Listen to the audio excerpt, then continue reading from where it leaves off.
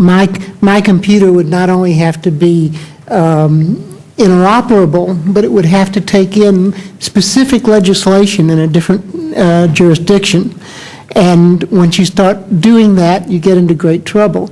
Our trouble for a lot of folks is not trying to worry about whether the Chinese are going to break in, but whether the parents are going to break in. You know, if I have a patient who comes to me with abdominal pain because her boyfriend is yelling at her a lot, and I find out that she actually has appendicitis, I have to deal with the reality within electronic health record and within a note of protecting the psychiatric information in that visit with the physical information in that visit. I have to deal with the interface between the parent's right to know and the adolescent's right to privacy. Okay. Thank you very much, Doctor. I yield back, Madam Chair. What's next? Mr. Gonzalez. Thank you very much, Madam Chair. I'm going to make some observations so that there's kind of a frame of reference. And I think the medical profession, I think, needs to understand where this is legislatively and where it's all going so that you can become part of it, so that your voices are heard, so your considerations and your observations and your input are part of the final product. I'll put it this way. I believe that health information technology, electronic medical records, whatever we want to call it, that the train has left the station. And let me explain why. One, I think the government has determined that it is an effective way of saving money. And for government, budgets are big things. And because the government has such a stake financially in providing health care services, it will be heard. Number two, I think the private sector is already on it. I think you all have your own experiences in dealing with private insurance companies of what they may insist in the way that you may submit for your billing and so on, and what information. It's happening. You've got Google out there now that is providing some sort of a service regarding an individual who may want to create some sort of a electronic medical record file. All these things are moving forward. It's just a question of whether we're going to take your real life experiences and factor them in. And I think that's totally essential, or it's not going to work. So you are needed. That is one thing that I want you to understand. In my discussions with members of the medical profession and teachers and such, I don't know if it's generational. It is in a lot of other professions. I came from the legal one, and when we went from hard copy in my big law books to CD-ROM, I went nuts. And my mind wasn't even, I couldn't even digest the information. I was so used to the way that it was already said. I mean, y'all probably would shake your heads in agreement. It's the same thing.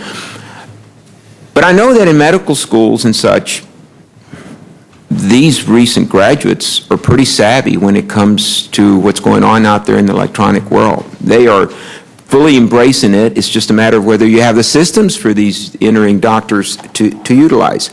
The other observation, let us not confuse privacy with security. That is so important because as members of Congress, we have a problem with that when we discuss legislation. We'll always have concerns about privacy.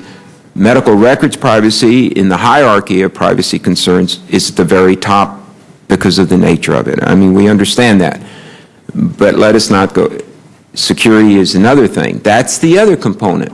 We understand the privacy and the precautions we're going to take and the policies, and we'll have federal standards for that. I also believe that in due course, and it's going to happen much sooner, and the medical profession has to be more nimble than other professions, that I think electronic records are actually going to be part of a standard of care. I think, Dr. Talley, you said it took 10 years for doctors to finally say, we're going to have stethoscopes across the professions and such. I believe this is going to be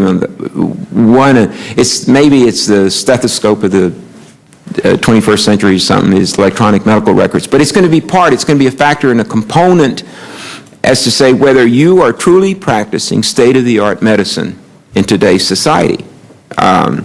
Because the question will always be posed, well, if you'd had electronic medical records and you'd had access to this, because every other doctor does, but you don't, I think there is a very, very serious question that we're going to have there.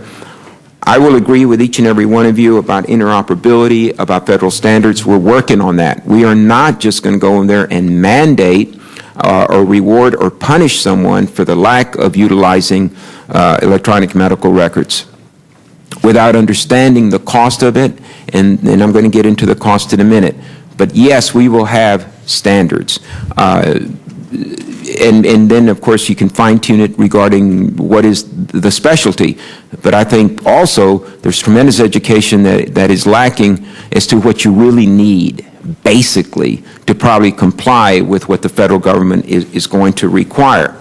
Now, there's two ways of doing this, you know, positive or negative incentives, and we've been talking about. There's all sorts of these bills out there. One of them is mine with Dr. Gingrey, and we've got tax incentive, we've got grants, we've got loans. We understand that, and we need to be providing that.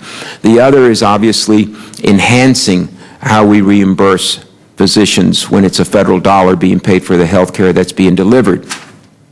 I believe in positive incentives, but you need to understand that there are those in government that believe that the negative incentive works just as well, and we can go over, if the chairwoman would just give me some additional time to come back to visit this, about how we're going to do that. The negative incentives are basically being punished for not complying with some sort of a standard and having electronic records. And we have people in very high positions that believe that's the way to go. I disagree, but we really need for you to be part of this debate and removing all obstacles, because it's coming, it's happening.